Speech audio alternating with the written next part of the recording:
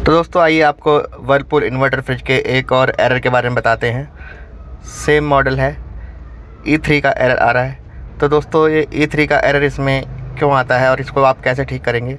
तो डोर के ऊपर की साइड में एक ये आउटर सेंसर लगा होता है। आउटर सेंसर ये लगा हुआ है यहाँ पर।